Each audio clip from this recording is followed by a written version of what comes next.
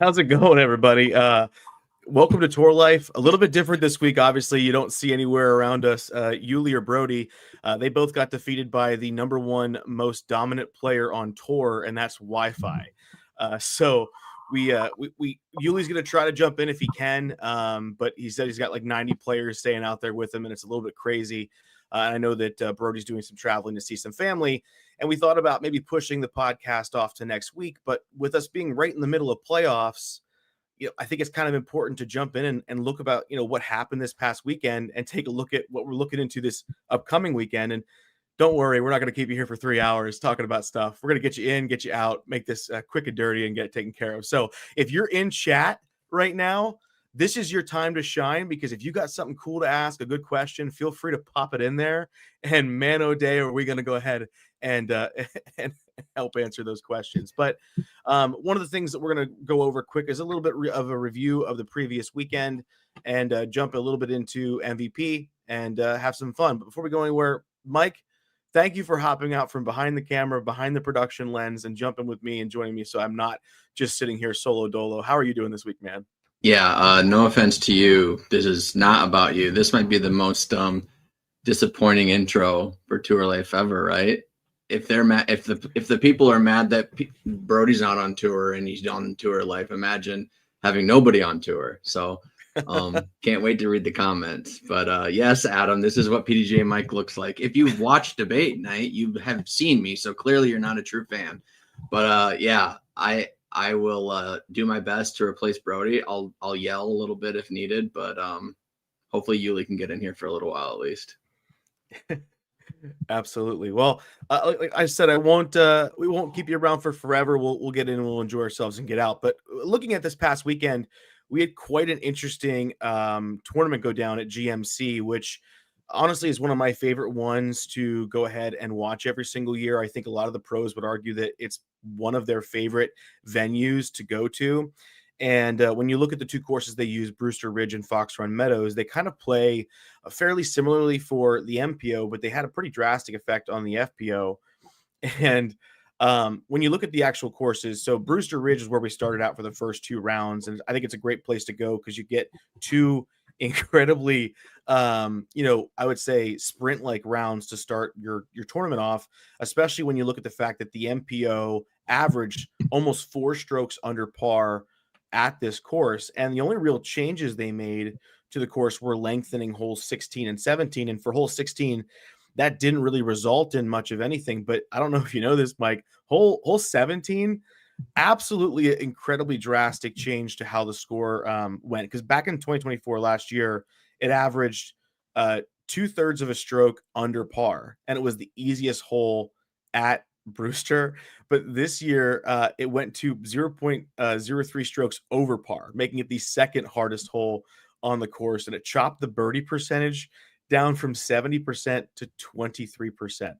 So this idea that Brewster's this really, really incredibly easy course, they're trying to make it harder, trying to make this event more difficult for the MPO. I think they effectively did that, which is kind of crazy to think about.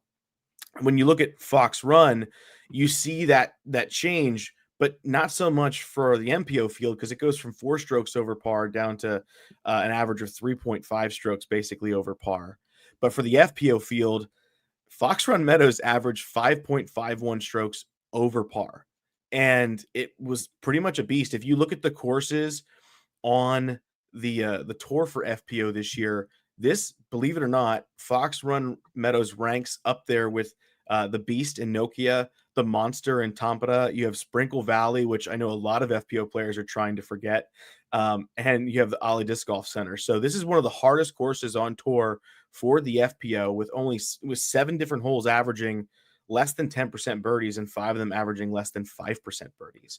Yeah, at Fox Run, I think for the tournament, there was only 4 holes that averaged under par, which a quick look through, that's like the 3rd or 4th lowest on the tour. So definitely, despite not being that long, I mean, a lot of these holes, even I'm looking at it right now, like 300-foot hole over par, 265-foot hole over par.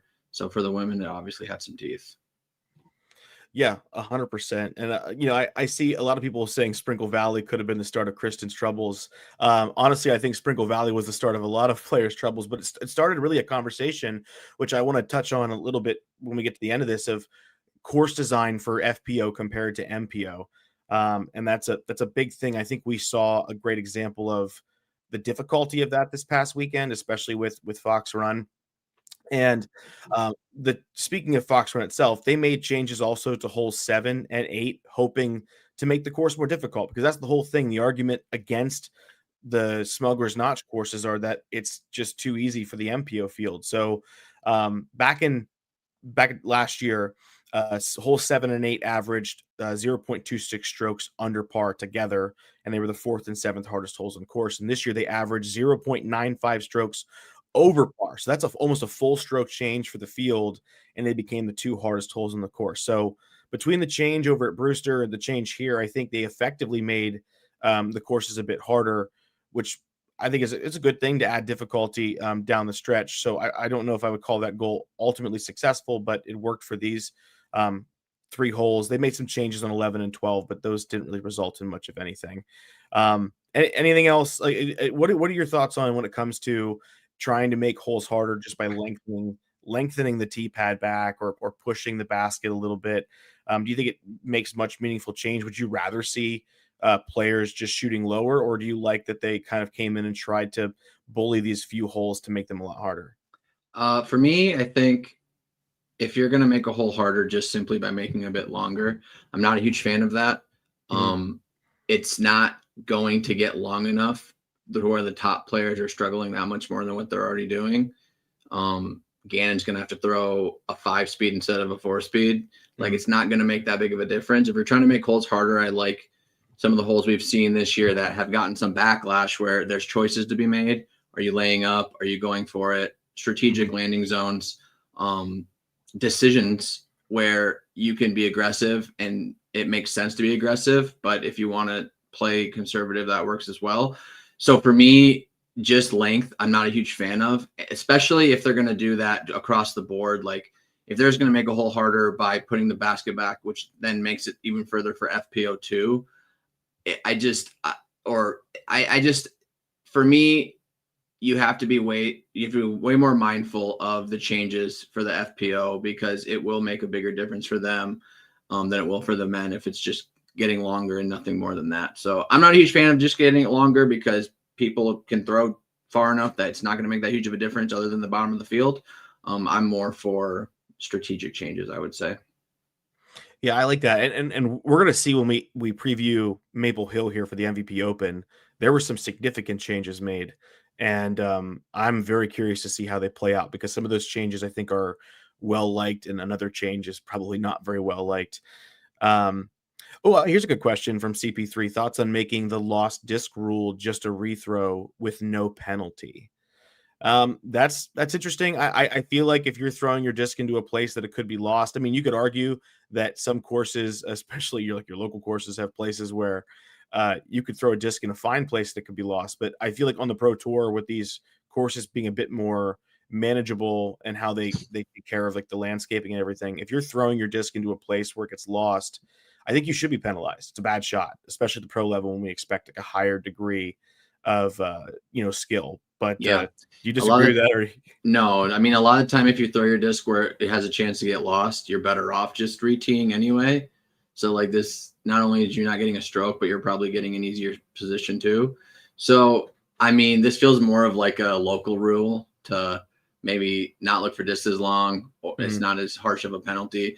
But I don't think this is happening that much in the pro scene. And I see Adam asking, I don't know how many people do or don't know this, but throwing a disc into water or out of bounds, if it's out of bounds or in water, you don't have to find it, as long as the card comes to a consensus that they're sure it went in the water, they're sure it went out of bounds. You don't have to actually find your disc. This happened to Kat. Yeah, Katrina. Yeah, I don't remember where it was, but a caddy was trying to tell her she had to rethrow from back further because Mhm. they couldn't find her disc when they were looking in the OB, and she obviously didn't have to, but there's still some people who don't understand that rule apparently on Yeah, tour. Yeah, exactly, exactly. And I see another good question here about Macbeth's resurgence, Brad. We'll definitely touch on that here in a bit. I really want to talk about what we saw from this weekend from Macbeth, but getting into the actual play itself, I think we had some really interesting results. There's a lot of people who were kind of looking at a few players in the FPO division for solid performances this week. We think of Silva Saarinen, Holland Hanley, Missy Gannon, and Owen Scoggins, like your four major competitors vying for that coveted like player of the year spot.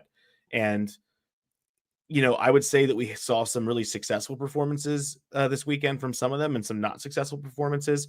Coming off of the first round, you've got Missy, who is, put herself out into a lead. I think these courses play really well for Missy Gannon's game in the way that she's just a very consistent player who, across the board, may not be the best in any one particular category, but is really solidly skilled in every category. And so it's not surprising to see her being very successful out at Brewster Ridge. So having her in the lead with, you got Lisa Fakis and Owen Scoggins not that far behind her, and Evelina Salonen, 4 strokes back, but being there on the lead card, I think is really positive because we haven't seen much of her this year.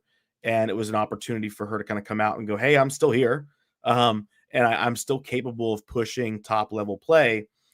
But when we kind of go down the leaderboard, we ask ourselves, where's Silva and where's Holland? Silva only being, 1 stroke back of Evelina, not a big deal, but you have to scroll a decent ways to find Holland Hanley at even par, sitting tied for 20th after the first round. It's a 4-round event, obviously, but at a course like this and at the skill level we've come to expect from Holland, it is surprising to see her not play very well at Brewster Ridge.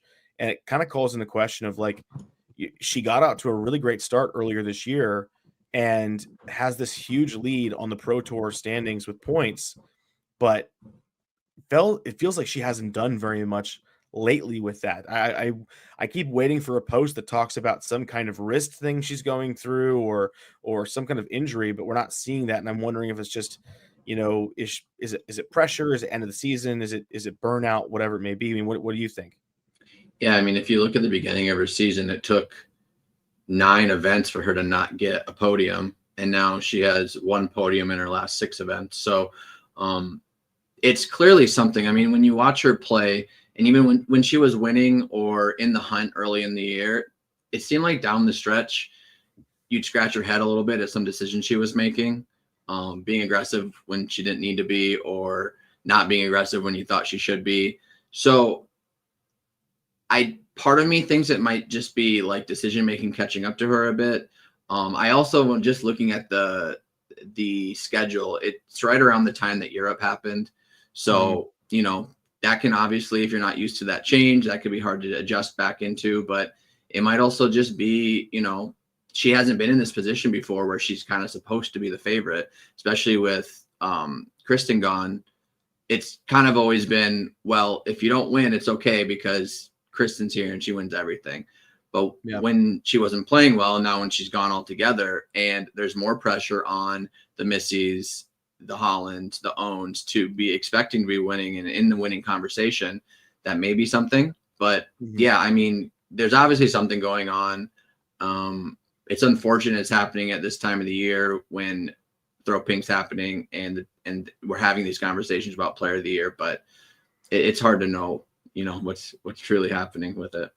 Yeah. And all eyes. And I would say it's definitely not over for her No. candidacy to win Player of the Year. She could come out and she could dominate MVP, have a stellar Throw Pink, and we're right back and having that conversation again. We definitely can't argue with her consistency for what feels like 80% of the year. But well, and also just a thought as we go along, like this also might be an expectation thing, just like where we want someone to be as consistent as Kristen has been all these, like the last few years. And obviously she was Holland was very consistent earlier in the year, but a lot of these players aren't really, we didn't notice they weren't that consistent before because again, Kristen was winning everything. So she might just be a streaky player. That just might be who she is. Yeah, that's very true. I know one of the things I'll be looking at this offseason, I'm very curious to see how some of these players do typically when they find themselves in positions to win. But when we look at round 2, we can kind of see that consistency of a player like Missy or Own working in their favor, as they have a very another successful second round, with Missy now pulling out to a 4-stroke lead over Own at 14 under for the event, and Own sitting at 10 under with Lisa Fakis there. And you kind of start to see a bit of a separation on the field from everybody else. You got, people like Paige and Anakin sitting at 4 down, but that's 10 strokes back at this point. I think a lot of us were starting to think, like, is this just going to be Missy and Own pulling away, especially with how well they've been playing recently? But like I said kind of earlier, Brewster Ridge and Fox Run were very different courses to the FPO field. And we saw a lot of difficulty in handling Fox Run. And this also is something that's worth saying. There were mornings these ladies were playing that it was like in the mid 30s, low 40s. They were wearing jackets. It was very, very cold. You've got that like almost frosty morning dew on the ground, and that's difficult condition to play in as well, especially when you add in a little bit of a breeze. But coming out of Brewster, going into Fox Run, we can see that difficulty hit Missy as she finishes even par, which feels like still a pretty solid round for the FPO field, considering when you look at everyone else's scores. And Own shooting +4, it definitely hit her. The only real notable finishes in round 3 for the FPO were Holland Handley shooting 4 down to get herself up to tied for 7th. So it's like, okay, maybe she can do that again and be in some kind of a contention to get back to like those top 5 spots. But you had Paige Pierce shooting 4 down to get to 8 under and pulling into a solo second place. And you once again, though, still Missy Gannon 6 strokes ahead of Paige. Nobody in the FPO field had shot better than 4 down. Kind of feels like this is Missy's event to lose. But going into round 4, we see those difficulties continue for the FPO field as everyone really struggles on the course. And we'll talk about this here in a moment, because I heard a lot of it on coverage, which was that the course was just not designed well for the FPO field, not a lot of birdie opportunities, and just made things very, very difficult. But we kind of get off to a rough start where, Paige goes OB on hole 1, but she then hits a deep C2 putt to save par. And that would be a story that would be very consistent through the rest of the final round. Missy goes OB on hole 4, and already by the end of hole 4, Missy's 6-stroke lead's been cut in half, because she's kind of just coasting at that point. Missy starts off her fourth and final round going par, par, bogey, bogey, par, which is definitely not the way you want to start this round when you have competitors who are kind of chasing you down, especially when you've got people consistent like Own and Paige, who just shot a hot round at Fox Run. But over the rest of the round, Missy kind of just starts to bleed strokes to Paige, and Own is kind of sneaking in the background with a solid round. We kind of come into hole 17, and Paige takes the birdie, bringing her to just 1 stroke back of both Own and Missy, who Own's having a great round. Missy's having kind of a not so fantastic round at that point. At that point, she's 3 over par, and Own is 5 under par. And we get to hole 18, which is where I think one of the more interesting things happened. Paige steps up and she decides to, I think, go big off the tee. And for those of you who don't remember, hole 18 at Fox Run, you kind of have that elevated tee pad. You're throwing down into an open fairway, and you have OB on the left and OB on the right. And if you're going to be out of bounds, you want to be out of bounds left, because it keeps you open to the green to at least save your par.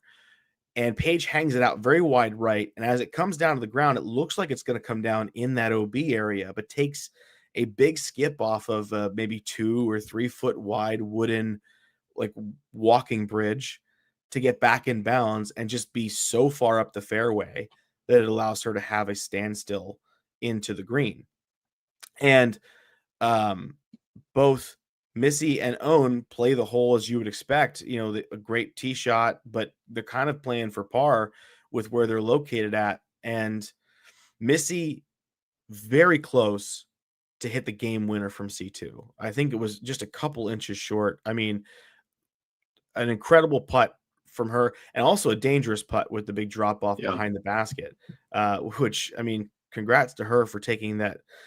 I think she, at that point, she had to do that because when you look at how well Paige was putting, I think Missy felt the pressure to have to put that in. Which is, I think, a really, really important moment there for her. But Paige steps up, she knocks down the big putt, and we now have ourselves a three-way playoff where the circuit is going to be holes 18, then hole 1, and then hole 4. So kind of looking to see the same thing. They draw out of a hat. Missy has to go first. And I think she maybe tries to bite off Yep. more, knowing because she just watched Paige birdie the hole with relative ease. You can make the argument that she got lucky with the skip. I think she just hung it out a little too far right. And Missy, knowing that Paige has a lot of experience, she's not going to make that same mistake again of going too wide. So Missy is going to have to, I think, really pump it out there for distance. Yeah. I mean, Paige birdied it all 3 times she played it this weekend. So Yeah. I think Missy walking up to that, no, she probably has to birdie. And I don't know. This is something I'd be interested in to know if she threw the same disc as she did the first time around. But I wouldn't be surprised if she took something she maybe could throw a bit further, and maybe that is why the wind affected it as much as it did. Yeah, absolutely. And we saw that the wind kind of knocked Missy's disc down and out of bounds, and not out of bounds in a position where she was still up the fairway. One of the problems with this hole is if you go out of bounds right, you were out of bounds for a while before your disc landed. So she's pretty far back. In fact, I think after her next throw, she lands where Paige lands. So she's throwing her 4th shot from where Paige is throwing her 2nd. So you cut to Own, and I got to give Own credit here. Own has a way of playing. She put every ounce of muscle she had into that last tee shot, knowing that she'd have to be in position to birdie the hole.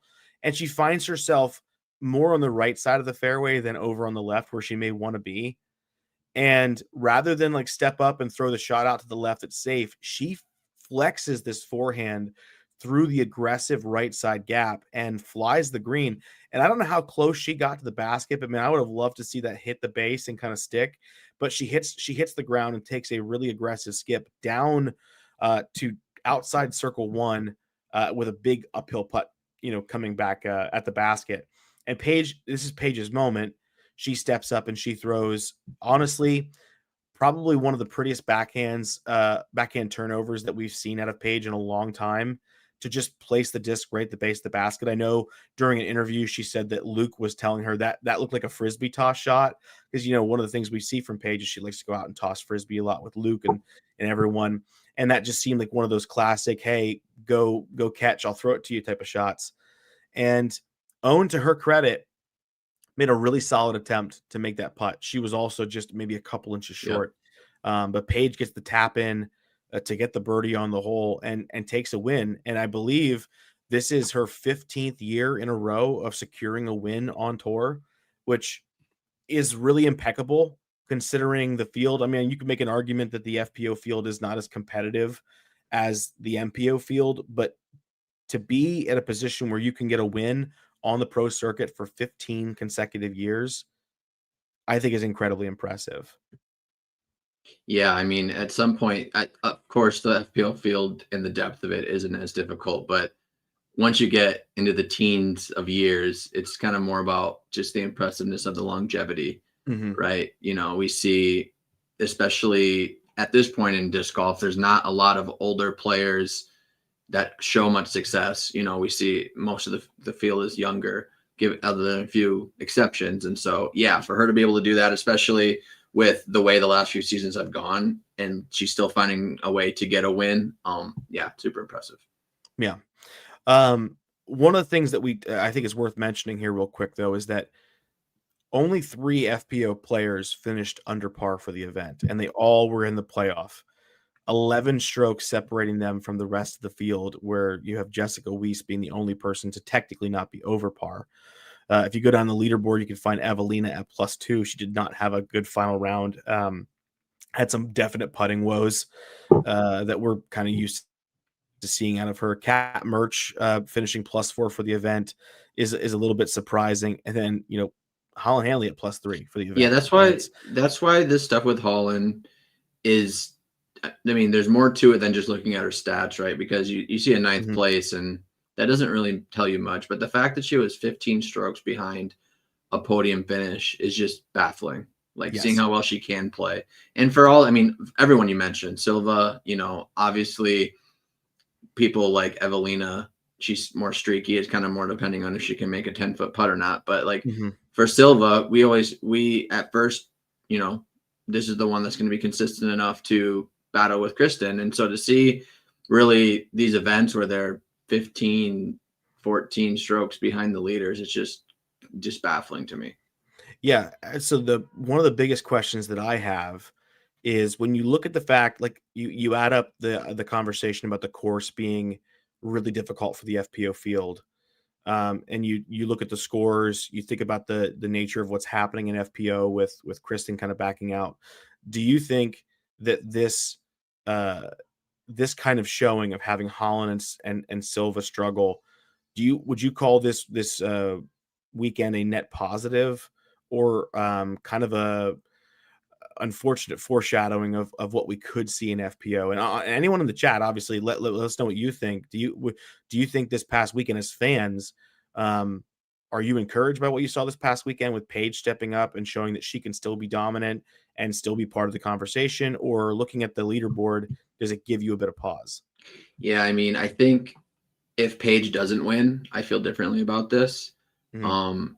But at least, and I'm biased, obviously, I've been involved in disc golf longer than probably the average fan, I guess. But like seeing Paige win, I'm not gonna remember or pay that much attention to who was in 10 strokes behind. So I think Paige winning is kind of fixing this narrative. But Mhm. yeah, I mean, the concern is the Paige Kristen handoff kind of just happened pretty seamlessly of dominating, right? Mhm. And so if Paige doesn't go back to her dominant ways, which we have to assume she's not going to, I mean, I'm all for Paige winning often, but like she's won once, right? So Yeah. so if that means that we're not going to have a dominant person in the field, all the tournaments are going to look like this. They're all going to have two or three of the seven people you'd hope could play well every week. And if there's that much inconsistency, we're going to see Missy randomly 10 strokes behind the lead, or owns more consistent, I would say. So that's less likely. But yeah, I mean, this is just kind of what the FPO field is. We just didn't notice it as much when Kristen's winning everything. So I would say as far as this tournament goes, it was a net positive, but the Mhm. outlook on the FPO field, I'm a little bit worried, I guess. Yeah, I think one of the things that we kind of talked about last week was there are people who can probably step in to fill the skill shoes for Kristen to a certain degree, and it's going to be obviously by committee, uh, week to week, but it doesn't feel like there's anyone who can kind of step into the maturity Yep. and emotional shoes that Kristen Yep. has. But it was great to see Paige kind of fired up after the round and say, like, this is for the FPO division. I think she feels the weight of what's going Hmm. on and was able to make a clear proclamation of FPO is here to stay. So I hope to see the same thing continue, and I hope that we get an MVP this weekend. We get a lot of um, we we get a lot of the field kind of pressing for the play. So my final thing, and we'll move over to the MPO because I know we want to talk about what happened there. Is, do you think, like, when we have two courses like this, would it be worth? I mean, obviously you talk about assets like cameras and stuff. I almost wonder sometimes if it'd be worth having the FPO and the MPO split, with one playing one course and one playing the other. That way, there could be a more FPO friendly layout. But that's just, Yeah. yeah, I'm No, I curious. mean, if that was possible as far as cameras and live goes, then Mhm. that would be a no-brainer, right? I mean, Yeah. it would, and I don't know that course well enough to know how much freedom there is to make it more FPO friendly, but you could do something. So, you know, in a perfect world, FPO would be on their own tour on their own courses tailored just to FPO. That obviously isn't something that can happen now or anytime soon, but the next best thing would be at least having the course to themselves so they could be more customized to them. So yeah, I mean, if there was an option to have them on opposite courses, I think that would be ideal. It's just easier said than done with the resources the tour has, probably. Yeah, absolutely. Hopping over to the MPO side, we had another really, really fun event. And what I like about this tournament is it kind of feels like we get to see players who don't typically, names we don't hear as often, have a lot of success, especially when we're over at Brewster. And we saw that after the first round with 4 players finishing in double digits, with Ezra Robinson, which we've heard his name obviously this year. He's had 2 wins this year. Aaron Gossage, who's been, I would say, definitely on the come up lately in terms of his level of play, but Ben Callaway, Matt Bell, you have Greg Barsby sitting at tied for 5th. It's just great to see. And we all know Greg Barsby at Smuggler's Notch is always going to be electric because that's where he won his world championship at. And, 13 under at Brewster, I wouldn't call that surprising. I think everyone kind of agreed that 40 is the number that people were trying to hit this weekend. So averaging 10 down, 9 down is, I think, really crucial to have any kind of degree of competitiveness when it comes to the win. But, really great first round from them. And I'd love to say that every one of those players played really well in their second round. They did not. So we kind of see a different group being ushered into the second round. However, one big notable thing, and we all saw this because it was on camera, Gannon Buhr struggling in round 1. Just felt like the timing was off. I know that in a recent interview, he talked about how his forehand was trash right now. I mean, I know he's a young guy, so it's very easy to say your forehand is trash. Every one of us out there would easily take Gannon Buhr's trash forehand at any point in time. But yeah, so Gannon Buhr struggling after the first round, and everyone kind of saying, like, what does he have to do at 4 under par to get to 40? And that he averaging 36 or getting 36 strokes over the course of the next 3 rounds seems absolutely ludicrous. And it was just strange because we know that Gannon has such success in 4-round events, but seeing a four down at Brewster is weird. Are you taking any pause when you hear Gannon say something like, my forehand doesn't feel great right now? Or do you think that's just like a young guy thing and just kind of something he's saying because we know that Gannon likes to hyperanalyze his own game? Yeah. I think he's just being young, or maybe just his personality in general, being open to kind of being honest about how he's feeling about his game. He is hard on himself. I mean, if you watch him play, he is hard on himself, and he says a shot's terrible when, he's muttering under his breath and then it's to 28 feet. Right. So I think he's just hard on himself, and I'm sure it's just, that week in practice, the shots he thought should be good and with his forehand weren't. So I don't really take much to that.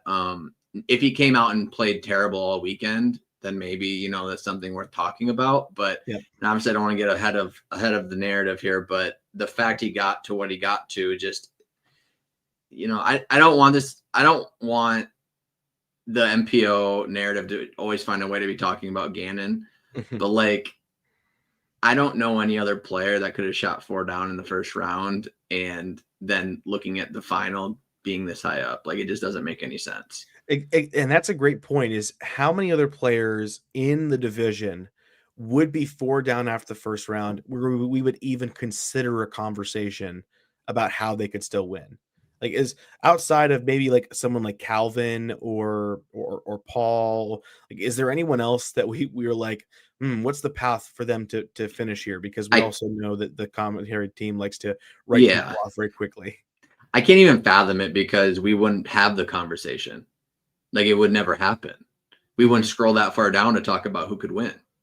So I don't think anybody right now, like, if we saw, Isaac Robinson shoot a 4 down in the first round, I'd be like, oh, bummer. Like, maybe next tournament. Right. So yeah, I don't think there's anybody. Man. Well, so we go into round 2 and we see another, solid performance. A few players finishing with better than double digits, with Cole Redolin having a 12 under round. Really great to see him having success. It feels like he's kind of been in and out this year. I want to say, what was it, last year or the year before? It kind of felt like Cole was the up and comer who we were going to be seeing constantly, and he dealt with some injury issues. So great to see a good round out of him.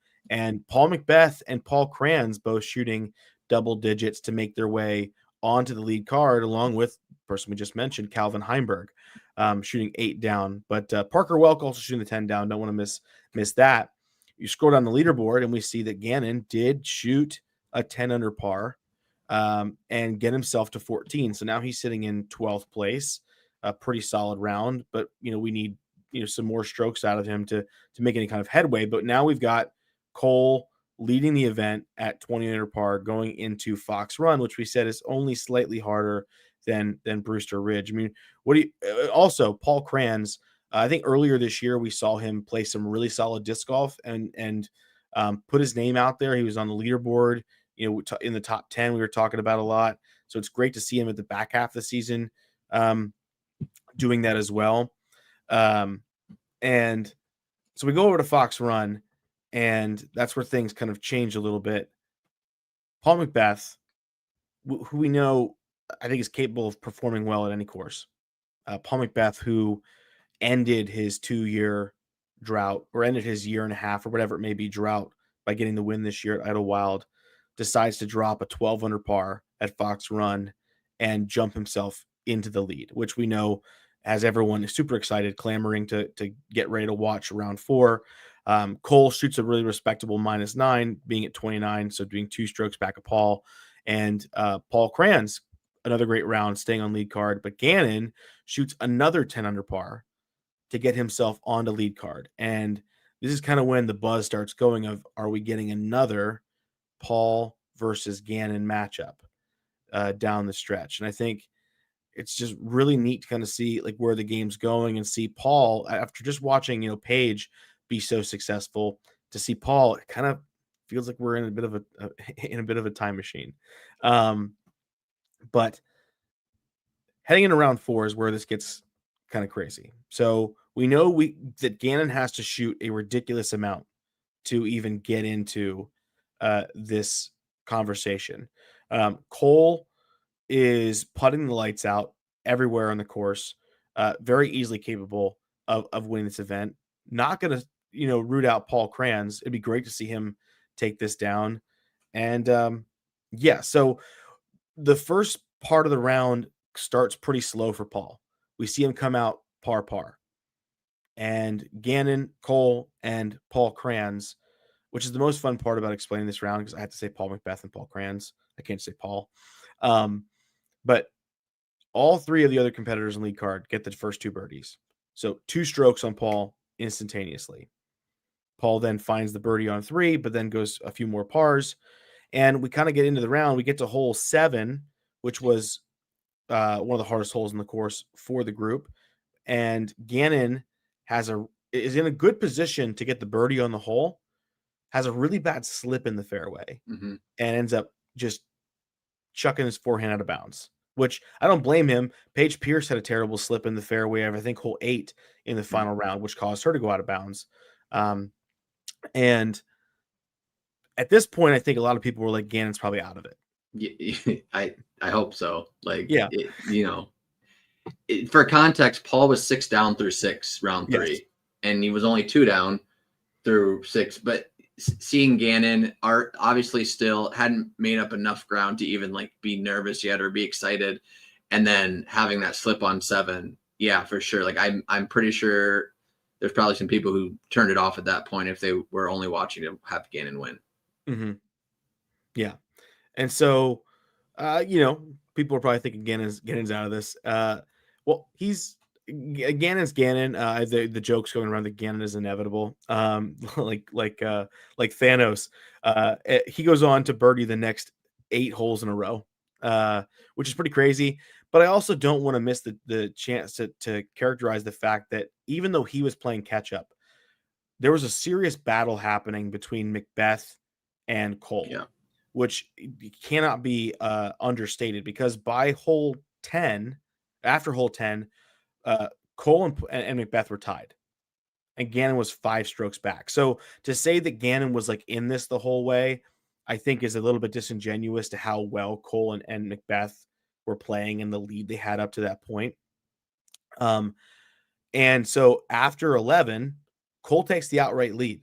And I think there are the initial thoughts. I mean, obviously not as loud as they were earlier this year, because earlier this year, oh, big thanks to I'm not gonna read your name. Sorry. Bad Booty 447 says Mike is crushing the production side, and it's obvious Yuli is super happy having Gary as another host. I appreciate that. Obviously, if you're here and you're wondering where on earth are Brody and Yuli, Yuli's fighting the internet out there in Massachusetts. Brody's visiting some family and is having some internet issues. So Mike and I, we're running with it this week. We're having a good time. I appreciate everyone in here commenting and having good conversation and putting up with Mike and I going back and forth. We haven't had a chance to go at each other on debate night this year so much. So yeah, he's been avoiding me. So yeah, we're talking some disc golf on Tour Life, and I promise we'll get you back to your regularly scheduled programming next week. But so after hole 11, Cole has the outright lead over Macbeth, and the thoughts of earlier this year of like Paul, I think about Waco, I think about Music City, where Paul kind of just fell out of it in the final round. Those voices are there for people, but probably not as loud because of what happened at Idlewild. And that's unfortunately for the first time in about a round and a half where Cole just gets cold. Yeah. And we see him go bogey on 12, gets the birdie on 13, which is a great bounce back. But then what kills him is the par on 14, 15, and 16. And that just is an opportunity for Paul to come in and get done what he has to get done. And so through 16, Macbeth is up by 3 strokes, even with Gannon's surge. So as awesome as it is to see Gannon surging and the way Cole's playing, Paul's up by 3 strokes going into 17 and 18. And unfortunately, 17, 17, I know Bad Booty sounds worse. I'm sorry. 17 is not a hole where you get a lot of scoring separation on. I don't think if you're playing that pretty standard for a lot of the MPO field. So Paul does what he has to do. And you see that because every single one of them gets a birdie on 17, goes into hole 18. And Macbeth, being, an experienced professional as he is, knows he doesn't have to do anything other than par that hole because it's unlikely that Gannon's going to throw it in off the tee pad. So we see Paul do his thing and get the win. I believe this is his second win ever at GMC, second win this year. And I think the highlight moment of his interview was when he was kind of asked about, like, is this something that he can keep doing? And he talks about wanting to get in better shape, but he says that he can do this all day. So he goes Captain America on everybody and says, I can do this all day. And it brings about a really big question of, people want to have that narrative, like, is Paul back? I don't think Paul was ever gone, but does this tournament and what we saw here make you, which win to you feels like a bigger win, Idlewild or here at GMC, when it comes to the narrative of Paul returning to what we know Paul is capable of being? Is it the battle with Gannon at Idlewild, or is it the ability to shake off multiple people here at GMC? That's a good question. I think they kind of told me different things. That's a good question. I think almost maybe this tournament, just because, not to slight Paige Pierce, I'm super happy she won, but like, she's found a way to keep that streak going. But we can all agree that the last 3 years, Paige hasn't really been the old Paige, right? Mm-hmm. And so for Paul to last year not get a win for the first time in 13 or 14 years, obviously isn't something we were expecting. And so for him to win one event, it was great. It was amazing. I was just as happy as anybody else, but I don't know that made me think immediately, oh, Paul's back. I just thought in my head, oh, Paul finally put an entire tournament together, because he's been in the mix multiple events, and obviously winning takes a different level, but it's been clear all season he has what it takes to win. He just wasn't putting 3 or 4 rounds together. So this win just, there's a big difference between one win in a season and two. Like there really is. And especially with these being so close together, to me, it just shows maybe the confidence is where it needs to be to get closer to old Paul. So I think, I don't know about which one impresses me much or means Paul is back more, but I think this second one excites me more in terms of like maybe getting a glimpse at the old Paul at a time where we have arguably the best player of all time, which would just be amazing to have.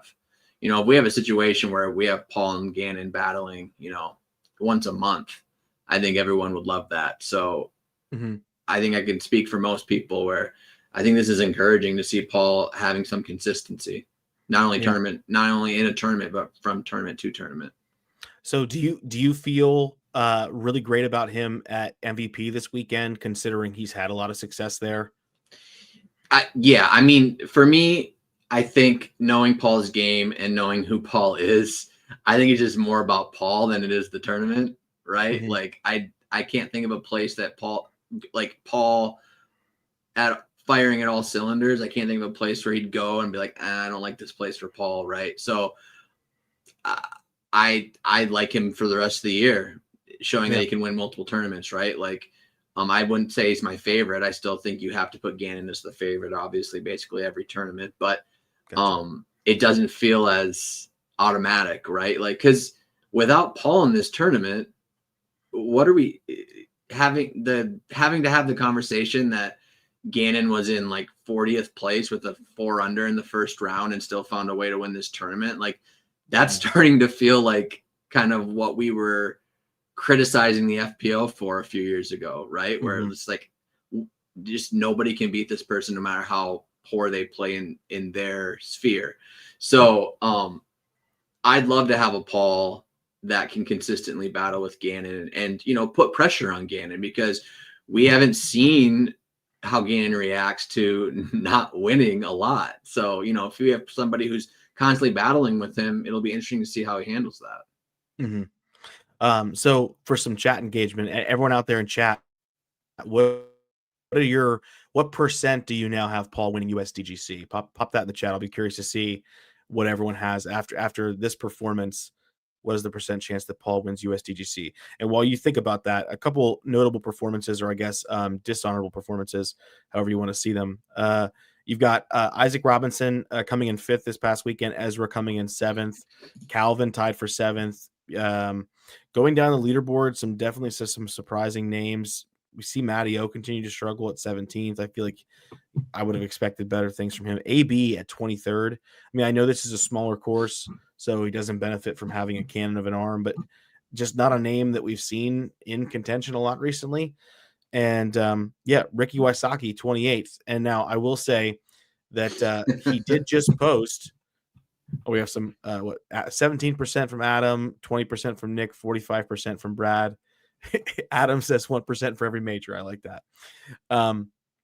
Ricky just posted that he has what did he say? A grade 2 sprain on his ankle. Yep, grade 2 sprain. He's going to be a game time decision for MVP. And I know he's also dealing with his wrist is kind of still in recovery. So yeah, Ricky 28th place doesn't feel so bad when you know that he's got that stuff going on. But yeah, I kind of said it earlier this year. I thought that Vermont was going to be Ricky's probably last chance to get that first win this year. Now, Ricky's the kind of guy that could just pull it off anyway, but this feels like a tough one for him, and I'll be curious to see if he plays MVP, because having a grade 2 sprain and going and playing 4 rounds at Maple Hill with all of the ups and downs there, it feels like a significant stretch to me. But every other notable name here, I know Aaron Gossage down in 31st after the great start that he had is a bit surprising, and Simon in 36th. And I only want to bring this up for a hot second because Simon kind of I don't know if you got a chance to see this, Mike, in his video for the event, talked a bit about how he's feeling the wear and tear of tour and all the videos that are being put out, and talked sort of how at the beginning of the season they kind of came out bright-eyed and bushy-tailed and wanted to do a video after every single round and kind of almost vlog every single day of what it was like to be on tour. And that turned into some round recaps. That turned into one video for the event. And now he's sort of talking about how it's just the grind is wearing on him, and how it feels like he's being pulled in a bunch of different directions, doesn't really know what his true job is. And it's just been very difficult for him to like focus on the play itself. So seeing him in 36th, I think we can all agree that I think I'd rather see Simon play well than put out a video every single day. But he, a big conversation this year has been around stuff like burnout and mental health of pros on tour. And so we're seeing another person who is arguably probably one of the most front-facing people in disc golf with Simon, and the content that he's put out over the years, run into that. And, do you think that's something that we're going to see from a lot of these like more veteran players here in the next few years? Because Simon, by all marks, is kind of an older player on tour. Yeah, I mean, you said you want Simon. Obviously, you'd rather have him playing well than putting out a video every day. For me, I just want Simon to do whatever he wants to do. Exactly. Because he's obviously given us enough to thank him as fans, right? He obviously, from the Simon lines to then deciding, actually, no, I want to win events, to the vlogs, to trick shots. Like, he's kind of given us everything we could ask for. So, I mean, if he decided he didn't want to play another tournament and decided just to vlog or just to, do videos, I don't know that anyone would be upset at him, I just want him to do what he wants to do. And I'm sure it's hard, especially as the tour is getting longer, it's getting tougher. The courses are getting longer. Like, it's probably tough to balance all of these. He's doing a podcast. I don't know if that's still happening, but it was at one point. I mean, at some point, if you want to be competitive, you can't spread yourself as thin as he is. So I think he just needs to decide what's important to him. He's mentioned that he loves YouTube and he loves vlogging. So, he just has to make that decision, and whatever he decides, I think is fine. But doing all of it at once, I think he's proving, especially with the quality of the videos he was putting out. I mean, they were long. They were, it wasn't just videos of him playing that he could just have his editor pop into, in editing. Like, he was talking, he was giving feedback. So like, the quality of the videos and expectation to continue that along a long tour, it can't be sustainable. So yeah, absolutely. I think at one point he said, and this was literally in like the summer, that he only played 2 rounds not on film all year long. Yeah. And that sounds exhausting to me. Yeah. So yeah, but hey, it was a great tournament at GMC. A lot of fun watching the courses go down. We kind of go from, I would say, one of the pro field's favorite locations to arguably one of probably the entire disc golf world's favorite locations at MVP at Maple Hill Open. The MVP Open at Maple Hill this coming weekend. But before I dive into some of the details of that course, I want to kind of bring people up to speed on the playoff situation, because this past weekend was great. It was really, really important to play well, but this weekend is the last chance for these pros to get the points they need to make it into the Pro Tour Championship. And so the way it kind of worked is that this upcoming weekend, the top 80 MPO and the top 40 FPO are playing, and the top 28 MPO and top 18 FPO in points are going to advance to the Tour Championship after this weekend.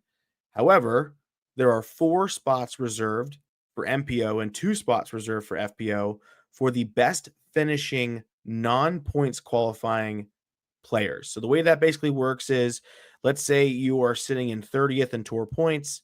You didn't make it into the top 28, but you played really, really well at Maple Hill and you finished in 6th place. You're going to probably make it in to the championship. And they did that as a way of incentivizing players who maybe dealt with injury in the first part of the year or had to exit the tour for some reason. It gives them an opportunity to go out and play really well this weekend and have a chance to make it into the big dance. So I think that's I think that's a good choice. I mean, you could argue that it also means that a player who did nothing all season long could make it into the Tour Championship. But I like the fact that players who haven't been around as much or have, injury or whatever, it gives them an opportunity to be to push for a chance to make it into the Tour Championship. What do you think about that, Mike? Do you like that setup, or do you kind of like the way it used to be? I cannot hear you, sir. Still cannot hear you, sir. What in the world is going There on? you go. Who's There you producing go. this podcast? There you go. Yeah, the producer. Okay, so I like it a lot. I think that it makes more sense that there's at least a reason the 90th, ranked player is at this event, or however low they're letting it go for the final one. It makes them have something more to play for, which is always good. And it gives us storylines, right? So if there's a guy who was in 60th place and he finds a way to make it in, I mean, that's a good storyline. And it's not like, I would be a little bit more hesitant if the Tour Championship was all even playing field with no stroke advantage for the top tiers on the way down. Then I'd be a little bit not sure how I feel about it. But with, if you get in, you are going to be, I don't know, 10 plus strokes behind the lead. So I'm fine with it. I think it's just a nice little incentive. It gives us storylines, and it allows more people to have more to play for. So I think it's great. Yeah, I agree completely. But here's where we throw a wrench into it. So there is an additional way to make it into the Tour Championship, and that is if you're not qualified by the other two methods, you can still make it in by having a win on tour this year. And that matters for two specific players. That matters for Mauri Vilman and Ben Callaway, who both currently are not qualified by points. And this is where it gets interesting. If they qualify by points, that's how they qualify. If they don't qualify by points, they get in as winners, and they are technically in the rankings slotted below the people who both finished with the point standings and were the top four to finish outside the point standings. So if you think about that, especially Mauri, who is the first player on the cut line, if he makes it in this weekend with good play, it essentially eliminates another position for someone to get in. So if you're not in with points this weekend, you're kind of hoping that Mauri and Ben Callaway don't perform well. So that way there are two more spots available to make it in. So that's a really, really interesting thing to keep track of throughout the event, to kind of see what happens there, because they're both going to make it in anyway. So just something to, I think, a little like loophole that's worth keeping an eye on. But they're both who is it? So it's Benjamin and who? Mauri, who won Konopiste. And where's he? Oh, and he's on the cut line. He's literally on the cut line. Both of them have a good chance, if they had a good finish, to jump into it. Yes. If you're within 60 points of 28th place right now, if you got a top 5, you probably get in, depending on how the people above you do. But yeah, that's interesting. They'll be, those bottom people be watching them pretty carefully, probably. Exactly. And that kind of leads me to my next point here. For MPO, I think anyone who has less than 800 points is probably looking over their shoulder a bit here. So that's people like Casey White, Mason Ford, Eagle, Luke Taylor, Andrew Presnell, Paul Kranz, and Jake Mon. These are all players that, depending on the performance of the people below them, I think can be, leapfrogged and put in a position where their play really matters. So if you're one of those people, you're coming out and you're really trying to play well. And for those who are outside the bubble, I think if you're within 100 points, it's a doable thing for you to make it in, because 200 points are on the line for this. And if you finish, I want to say, in like 15th place, you get like 110 points. Yeah. So, well, just for context, like if we're looking at Yuli, if he were to win the event, he would pop up to like 790 points, because you would have to eliminate their. Yuli's played enough that he has a full amount of events that count for points. So he has one eliminated. So what's that? The 2 playoff events don't count towards your eliminations. Well then, yeah, in that case, then it's even more so. So if he were to win, he'd get to just under 800 points, which would effectively potentially knock out or put him ahead of 7 people currently. Exactly. Right? So if there's a few people that, and he's quite a ways down. I mean, he's Let's see. He is in 34th. I think So he's there's 60-ish points back right now. yeah. So there's 5 people above him that wouldn't even have to get first to have that much of a bump. So yeah, I mean, there's a lot of mixing up that can happen. And I noticed this. It wasn't last event. I think it was the event prior.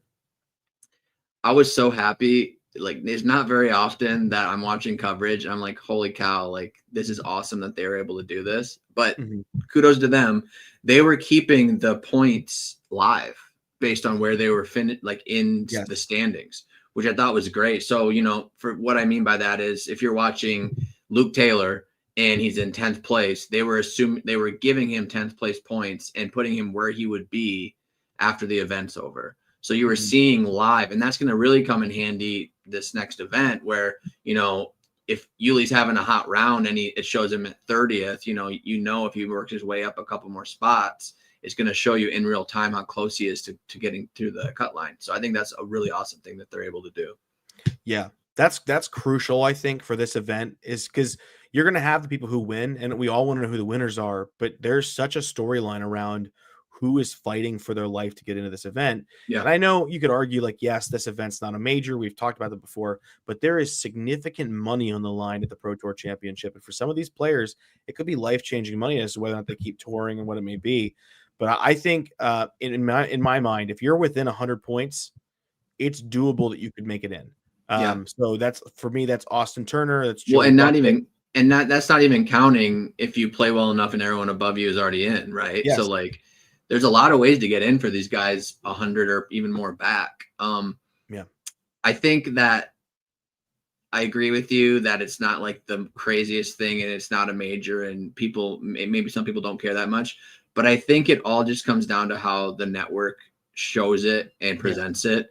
I mean, if they just kind of mention it and, Ian just says, oh, I wonder if he's going to get in, like, then no one's going to care. But if they're showing it, if they're pulling a camera to someone they normally wouldn't because they're on the cut line, even if they're only in 15th place, but they're on the cut line and you're showing their shots, I think it will really get people interested in the story. And so I think it's really on the network to make people interested. 100%. I hope the production gets that. They nail that this weekend. Yeah. Over on the FPO side, it's a little bit less, I would say, contentious at the bottom of the cut line. Emily Weatherman and Lisa Fakis are probably the people who are in the hot seat, in my opinion, with Madison Walker being really, really close and she could get in with a mild performance in my mind. The players who are not in, but I think that definitely can get in, and I would like to see play really well here, are Sophia Donica, Alexis Mandujano, and Rebecca Dawn. I know is a bit of a long shot. I was really hoping to see a better performance at GMC because she's played so well this year, kind of being the young person out there on tour. I was kind of hoping for like a top 20 finish at GMC to put her in position, but she could. You never know. Similar situation to the MPO field where you just got to be able to beat some people in that top 18 and you have a chance to make it in. Yeah, it's interesting. I didn't really realize this until I'm looking now. There isn't that many close people to the cut line compared to the MPO. Yes. Right? Like when you're talking within 100 points, you only have 2 people. Only 2 people. So where the storylines are going to exist for the FPO, I think, is somebody winning or somebody being in that top spot high enough to where they are in the top. I think it's top 2 for FPO, right? The 2 highest placers that aren't already in it. Is Haley King signed up for this event? Ooh, that's a great question. Let me see. That would be a pretty big deal in my mind. Let's go to here.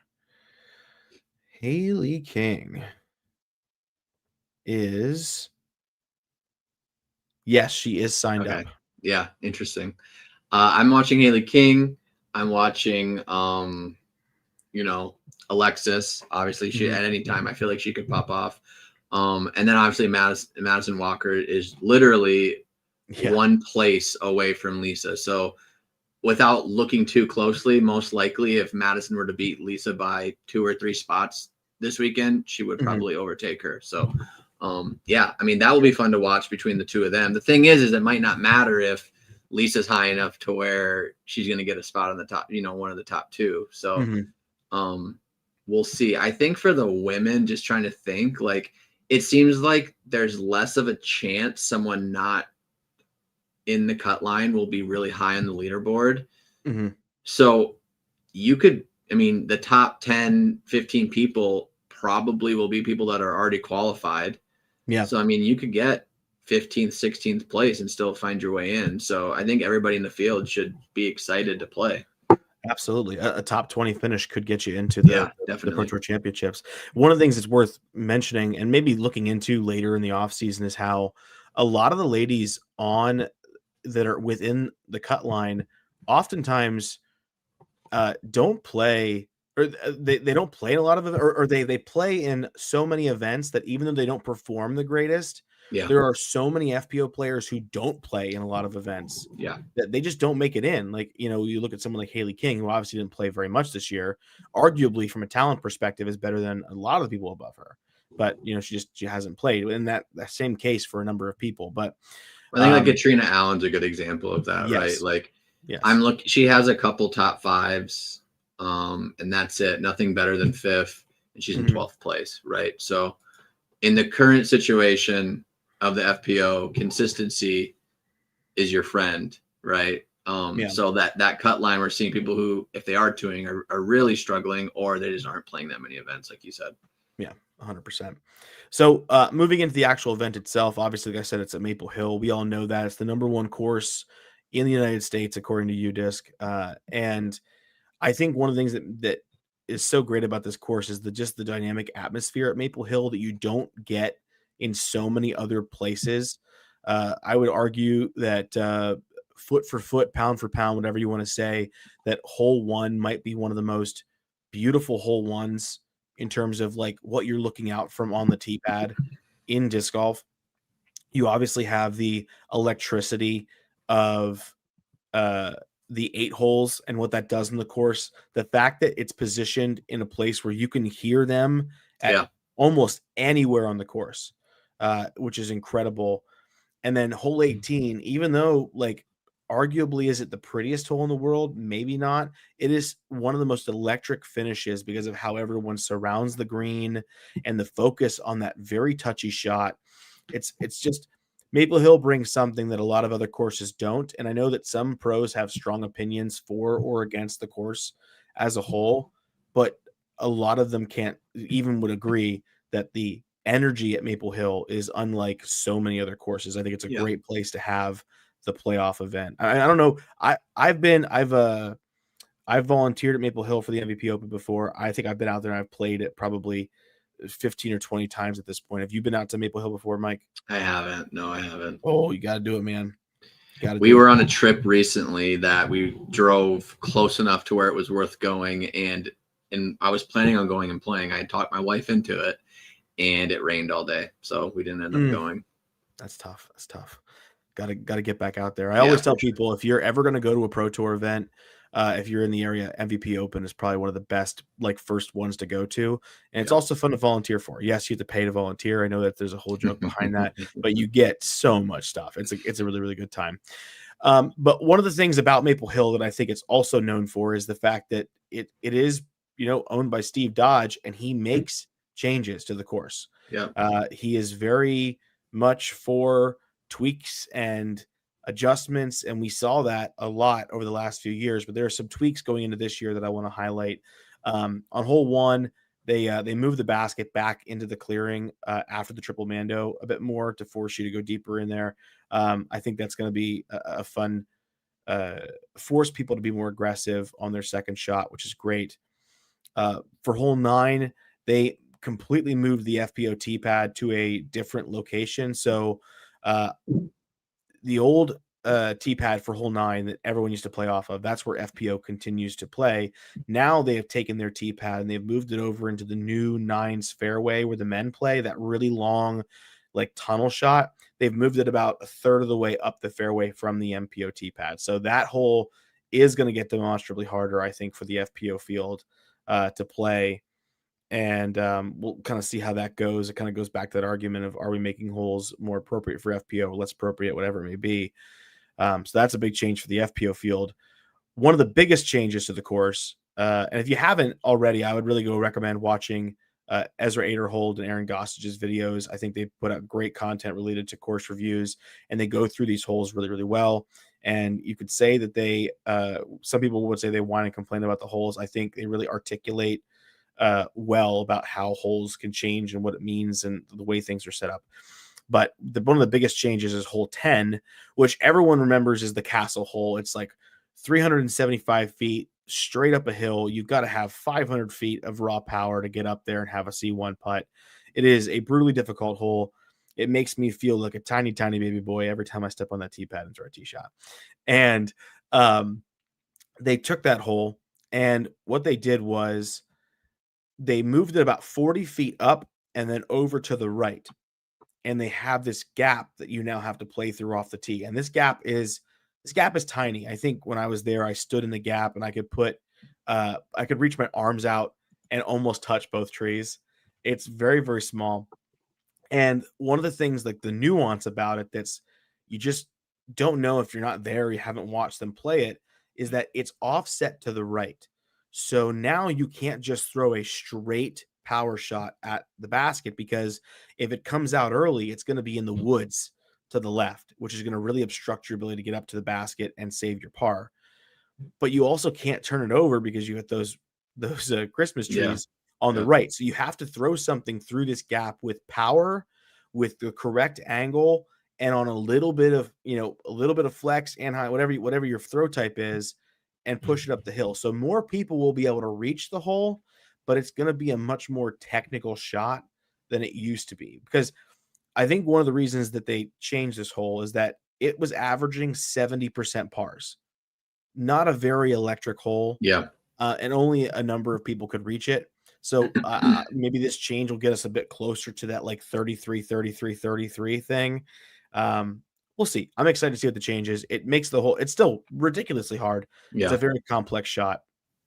And it's a beautiful, what they've done up to the top there also to sit up and watch 11 and 13's tee shot and 10's green. They've really turned that area into a spectator haven, which is something that MVP does better than I think a lot of other places, or Maple Hill does better than a lot of other places. So really cool to see what they did up there. Hole 13, which is the down the hill hole where some of the big arms like to go big plinko over the top. They've added a new short pin that sits at the entryway of the gap. So when they play that pin location, you're going to have to watch these players throw this intensely downhill shot and tempo themselves down, which is, I think, a skill that we don't see challenged a lot on the Pro Tour. Never. Yeah. Yeah. So I'm excited to see what they do there, especially the guys who only throw over the top. So they typically have a pin similar to that location. It's their white pin. It's off to the left of the gap. So they've kind of just moved it to the center and pushed it into the gap a little bit. I'll be very curious to see how that goes. The only other major change, and this is probably the biggest change, the most electric change, whatever you want to call it, the debatable good or bad change, is hole 16. Hole 16 was changed a number of years ago to push it into the woods to force a shot out into the open. And what they decided to do now was move that tee pad back another 90 feet. And at one point in their video, Ezra literally said, "I don't know how we're going to play this," which is crazy that one of the longest throwing guys in the game isn't quite sure. The OB line is still there on the left. So if you want to push something with power out this gap, it's ridiculous. To get to the typical landing zone is between 450 and 512 feet down this nice little chip shot. Yeah, and you have to little chip shot, and you have to navigate this nearly like 250 to 300 foot tight, very tight woods gap to even get out into the open. And if you get out into the open, if you hyzer out left, you're out of bounds. And if you do go out of bounds in the left, good luck on your second shot or a third shot at that point. Good luck. And even if you end up straight, you're in the Christmas trees. It's a very brutally difficult shot. Now, they did clear out all the high weeds and grass at the base or at the opening of the mouth of where the woods opens up. So that's going to help a lot. But really, the only single shot that we saw from anyone practicing it that gave you any option was a like aggressively pushing forehand. Yeah. That got out and then got so far right that it was out of the Christmas trees. How much did they change it for the women? Did they? For the ladies, it's the same as it always is. They move Okay. them back to that other tee pad where they have to throw out that Yep. the gap with the 2 wooden planks. Yep. So it's the same hole for the FPO division. Cool. Yeah. I mean, we'll see. I think There's they been a tweaked the couple. OB a little bit up top. But Yeah. There's been a couple holes that have had changes that we ahead of time were like, what is going on? There's no way anyone's going to be able to do this. And then people birdie it, right? So we'll see. It doesn't look good to me, and the few people that have voiced their opinions seem to echo that, but who knows? We'll see. Yeah. I wonder if this is another time where Steve is looking at the way the holes play out and is trying to tweak based on that. Yeah. Down the stretch, you always want the course to have some degree of challenge. And last year, this hole averaged 52% birdies for the MPO field. For sure. And a 38% par rate. So this is the hole that I'm the most intrigued to look at the stats for after the event is over. Yeah. To see what happens. I think it could turn out to be amazing or just feel fluky, right? Like if we get to the final day and it's pretty clear it's not a fair hole or it just isn't designed well, it's not going to be fun to see someone lose a lead on that hole because of it. Yeah. But if people have been playing it well, in either really well or really poorly, then it's electric. It's amazing. So I'm hoping for the second one, but we'll just have to see. Yeah, and I'll be curious if maybe the thought is to take some of the trees out in the future that are out there in the field to give people the straight shot. But I think one of the arguments that I agree with that Goose and Ezra were saying, you're going to see a lot of probably mids off the tee to just kind of play a safer shot because a par on that hole might just be good enough.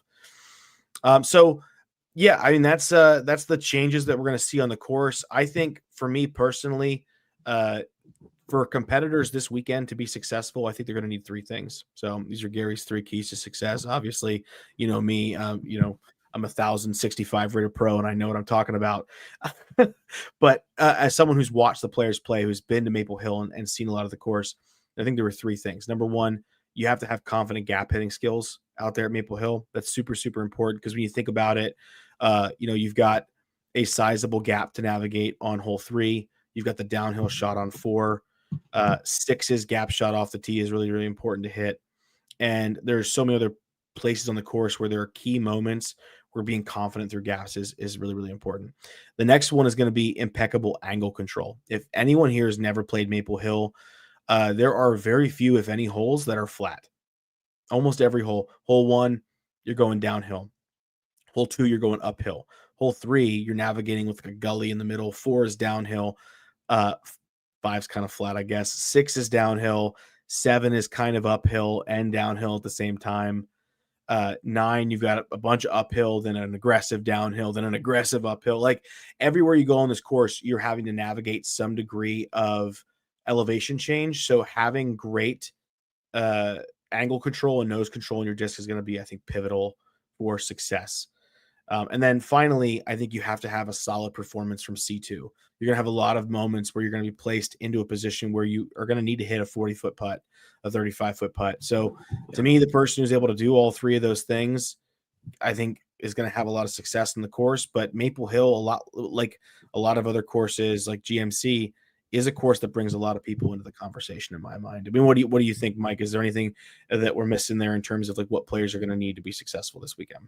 No, I don't think so. I think that depending on how that change down the stretch is, this could be one of the better finishing stretches on tour if that hole ends up being kind of a big scoring separation hole. So obviously with it being 4 rounds, and maybe a little bit of extra pressure on certain players, maybe we're going to be playing a little bit more aggressive.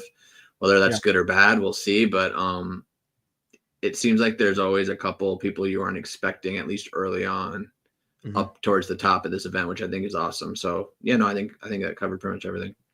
Absolutely. And the last thing I'll say about the event is it looks like the weather is going to be pretty decent with the exception of thunderstorms coming in on Thursday later in the day. And I know they're getting rain most of the week this week. So practice rounds are going to be impacted by that. So for sure. We'll see. Mid 70s, slightly breezy. But where we go from here, we go into the pick'em, folks. That's where we're headed next. We're going to look at this list. And I would say that very interestingly, we picked the exact same picks as the Grip Lock guys. And you know what? And I have to say, as the group who's been making great picks all year long, big props to them. They finally showed up at least once, and unfortunately for them, they showed up and we showed up. Gannon coming in second place, great picks. Owen and Missy, fantastic picks from both groups. Ezra looked great at the very beginning, and then Val and Dickerson just didn't get the job done. So unfortunately, that's a wash for them. No points exchanged, and we're kind of walking into the last few events this year with a major lead. And I know that there's been some argument about like maybe we should just pick from the low number people, like the ones and twos, and give them a chance. I don't know about you, Mike, but I feel like there's no better way to finish than just stepping on their neck and keep making the best possible picks every single week. So yeah, no, we need to lap them for sure. yeah, exactly. Yeah. We got to hit these. We got to make sure we get to 1,000 points. So looking at this week's, we'll start off with the FPO side of things, and we better do a good job, Mike, because if we don't, we're gonna have Brody and Yuli coming back in here and saying, "What on earth did we do, letting them in charge?" Yeah, can you imagine? We're gonna have like the lowest score we've ever had here. That's right. That's right. We can't surrender it this week. Obviously, Kristen's not playing. How do we feel about Silva and Holland? Is there any confidence in either one of them and taking either of them this week? Not particularly, to be honest. No, I mean, yeah. Maybe Silva, but yeah, I haven't seen anything from Holland that would make me feel comfortable with that, especially for how much she costs. Yeah. It feels to me like another Missy own week. I don't know. I don't think that's a bad idea. Yeah. So Missy Owen feel pretty good. I mean, I guess the other question there would be someone like Haley King. You know, is she worth taking a flyer on there? But would you put her above a Missy or an Owen coming into this event, having not played for a little bit? Or is Haley, where's she at on here? She's in the $4 tier. No, I don't think so. I think if she was lower, we could justify it, but no, I don't think so. Gotcha. So that leaves us with $2 left to spend, and we got Cat Merch, we got Paige, Rebecca. Someone has been shouting it out left, right, and center that is not a picture of Valerie Mandujano. That's a picture of I heard them talking about that earlier today. So I'm here to give you vindication that it has been stated live on the pod that that is Alexis Mandujano. But we're gonna treat that picture as Val for the sake of this argument. But how do we feel about this $2 tier? Do you go back to Paige after a win like that, or is this course just too different to pick her? Val coming off of a not so great performance. You know, where are your thoughts taking you here, Mike? Well, the issue for me is looking at the $2. Like, if we're not picking Paige or Manejando, like I don't know who we're picking. Yeah. You know. Yep. I agree with you. But I don't like the tier 1 any better than the tier 2 anyway. So it doesn't make sense to skip tier 2 or tier 3. So I kind of think Paige, to be honest. That's where I'm leaning. I'll defer to you, but I don't know. Yeah, I agree. Especially Paige is putting. Yeah, to Mad Dog's point, Paige is putting so well right now. Yes. To where if she can just keep it in play, she'll be in the mix. 100%. She has the power. She has the putt right now. Maybe we just ride the wave. I think we just go boring and go. Cool. Yeah. All right, I'm down with it. Edwin, lock it in. We're going Missy, Owen, and Paige. You know what that spells? Mop, and that's what we're doing with the floor. We're mopping the floor with the grip lock guys. It feels like I don't know what they picked or if they already picked. It feels like we might have a situation where it's almost the same picks there. Yep. See, that's the thing everyone wants to go to is like they get the opportunity to pick second every week. They could know what our picks are. They could pick strategically, but they don't. You know, they're not using all the tools to their advantage. I respect that at least a little bit. Yeah. Yeah. At this point, though, they could use any point they can get. Hopping over to the MPO side, the only question is, are we taking Gannon? Yes or no? I mean, I think we have to, right? Yeah, I think every time I listen to you guys decide this, I always just think there's no way you can't. I mean, if he was $8, I think you still have to. True. Yeah. But I mean, we can do whatever. The good thing is we have the freedom to do whatever we want. Yeah. We can go for the crazy picks because it doesn't matter. That's right. I would say right now I don't feel confident in AB's game the way he's been playing recently. Ricky is a game time decision, so we're not sure about picking him. Nicholas is a great player, obviously, and we know Isaac performs well in the woods. It is hard to like look past players like Paul and Calvin here and not double up on the two of them. Yeah. But we might have to. I don't know. So who do you like in 2 if we did take Gannon? If we did take Gannon in spot number 2, I mean, you could go to, this is Simon's territory, but it's scary. I would say I'm leaning on someone like Kyle Klein or Ezra Robinson again here. Between Adam Hammis has had a couple good events, but it's Adam Hammis. If he has a few good events, you don't know what the next one's going to be. Right. Worse. It's almost worse if he's been having good events, to be honest. However, you're just expecting it to go the other way. I will say this: Adam Hammis has won this event before. I would know that because I got into the bog off of hole 16 to fetch one of his favorite drivers for him that he put in there. So he has won this event. Sully's not that bad of a choice with his forehand prowess. I think there's a lot of good options in tier 3 to make me feel comfortable taking Gannon in a tier 1. Yeah. And then I'm gonna throw something out. Sure, do it. He's not here, so it's a perfect time to do it because he can't say no to it because we floated it and he always says no. I want to take Yuli. Okay. I think he's going to have an inspired tournament, needing to do something crazy to get in the finals.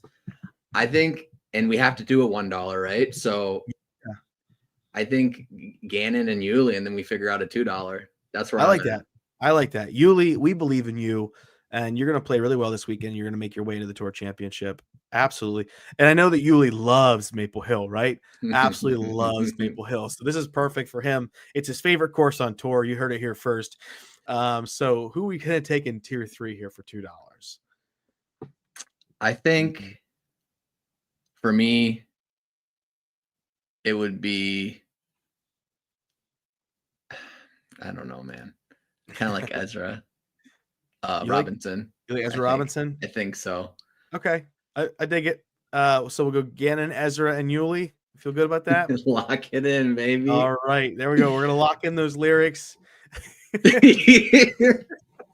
Brad, he probably is. He probably is. But you know what? When he goes, Yuli's not going to watch this. He's not going to know until next week when he sees our scores. Because if he's watching this right now, he had good enough internet to join us. So, yeah. When Yuli gets a top 10 finish, he definitely can't argue. Remember that we said that here, guys. But that's it for that. I guess I know someone did say I did say this podcast was going to be quick and dirty, but we've been here for an hour and 30 minutes. And anyone who knows me in real life knows that I don't shy away from waxing eloquent, and I can be talking for too long of a time. Any questions from the chat before we lock this down and get out of here? Any burning questions to ask these two guys who clearly don't play on tour but watch a lot of disc golf? This is your chance. Rich, I appreciate you. Yeah. Rich, I'm sure you're killing it too. You've been killing it all night. You think Kyle wins this week, Matt? Could be. Show us your background. All right. So shout out to my wife. My light's actually broken in my room, so I can't turn my light on. But this is a mural my wife painted. She does murals. She just decided to start doing them like a year ago. And so she just annoyingly can just decide to be good at something. And then she is. So yeah, that's my wife's art talent. There you go. She just painted a mural for a new reptile zoo that's going to be here in town. So she just posted another one of those. So yeah, she's pretty awesome at it. That's sweet. Early USDGC picks. Okay. That's a fun one. Gannon. Hey, Paul. it's I think it's going to come down to Gannon versus Paul, and I think we may have I think a sneaky Niklas in there is going to be super competitive. For the FPO side, I feel like just from a model of consistency, I'm going to have to go Silva for that weekend. Well, That's my you have any different person for USDGC early picks? I mean, no, not really. I think that it's kind of the same. I feel the same way about FPO as I do MPO. Like if Paul continues to show that he's going to be consistent, I'm just going to say it's Paul and Gannon, similar to Paige. Like if Paige has a good performance this weekend, it's similar to how Paul showed it after 2 events. Like I'm going to assume Paige is going to be up there. And I think it's interesting.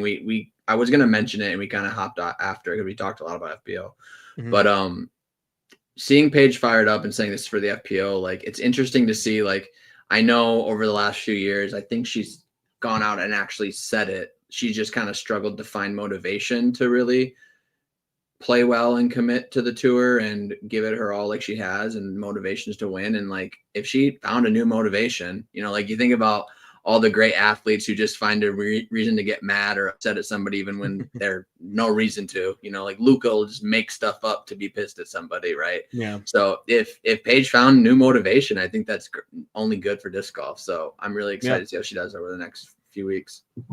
I absolutely agree with you on that one. Here's a good question. How are we feeling about the new London Ivy Hill for Tour Championship? Well, first of all, I'll tell you that I love it because I'm going down to play in the AM side of that event. So I get to play New London and Ivy Hill, which I'm very, very ecstatic about. But from a pro tour perspective, I do like having different courses. That's just me personally, especially now that we're not doing the whole cut thing that we used to do, where it would feel maybe not as fair to have a certain course cut the field if it's like their particular skill set. But I like having multiple courses. You could argue, is Ivy a fantastic course? I think there are some changes that need to be made. I hope we don't see another Heinold Hill on hole 14, I think it was this year, and they kind of adjust that somehow. But I like it. I think next year is going to be when it's tougher, when they can't, it's only going to be Ivy, and they can't use New London. So there we go. That's right, Adam. Your question was, Adam, you're great. I appreciate you, Adam. You're the best. What do you think, Mike? Do you agree or disagree on that? No, I'm with that. I think I'm always a fan for 2. As long as you, I don't know, to me, my perfect scenario, I think this happened in debate night where I got asked about it. My perfect scenario is if there's going to be a cut, you go A, B, and then you cut and you go A, B again. And I know that's not the easiest thing to do, but if there's no cut, I'm fine with 2 courses. I think it's fine. Yep.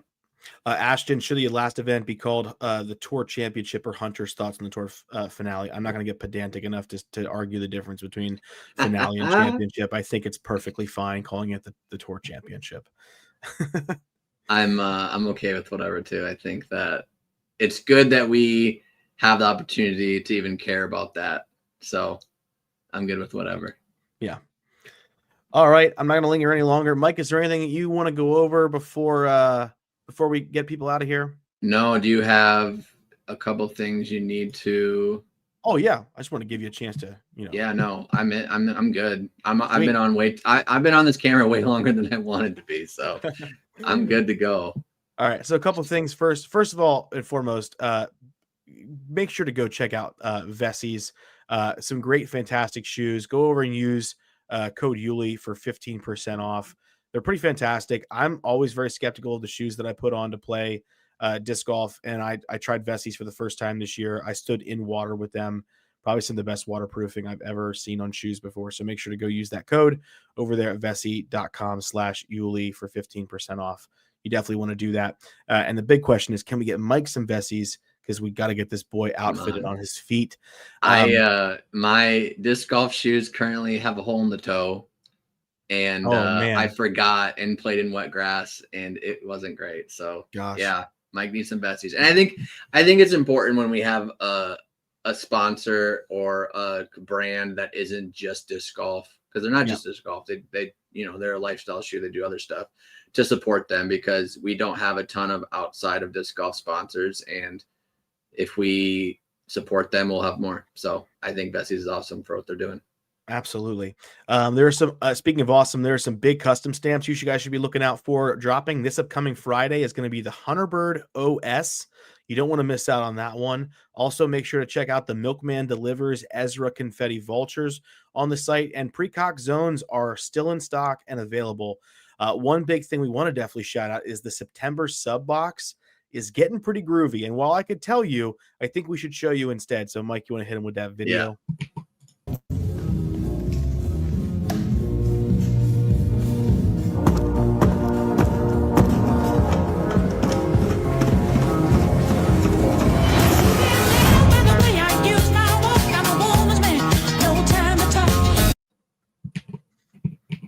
Love it. So make sure to pick up that September sub box and get yourself some groovy Connor and groovy Robbie Wizards. And also, because those are, technically like baseline putters, you are getting 4 custom stamp discs in this upcoming sub box. So make sure to go pick that up. It's a groovy good time. And also, big shout out to them for putting on a really great video. I love seeing Brad's hand come forcibly through the box and pull Hunter into it. And speaking of big videos coming up, there's going to be a new Big Con Break 60 dropping tomorrow. Make sure to jump on there and give that a view. And then a course conquest on Thursday. It is the boys' first time on level 9 tackling New London. Are they even going to get close? I'm trying to figure out if they're going to finish the round.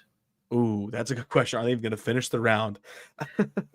But chat comments on what their score is going to be. Oh my goodness. Oh my goodness. They better not come out with a weak line. They better challenge themselves. So check that out. Yeah, I'll be curious to see what they're going to have it at. For sure. Check that out on Thursday. And then finally, October is going to be huge for Foundation videos. The boys right now, they're traveling and they're filming some really cool content in a really cool place that I'm not privileged to tell you about. So make sure you stay tuned in October for that. Also, you're going to see the dropping of the Imposter series, which I can tell you personally is some of, if not the best content Foundation has put together. It's pretty gosh darn incredible, especially with all the people they got involved with that. But hey, that's it for us over here on Tour Life. Thank you so much for joining in, being in the comment section. It was a great time talking about the event this past weekend, looking at what's coming up here at the MVP Open at Maple Hill. Make sure to give it a watch. And don't forget to enjoy some disc golf this week. Thanks again, everybody. See you next time.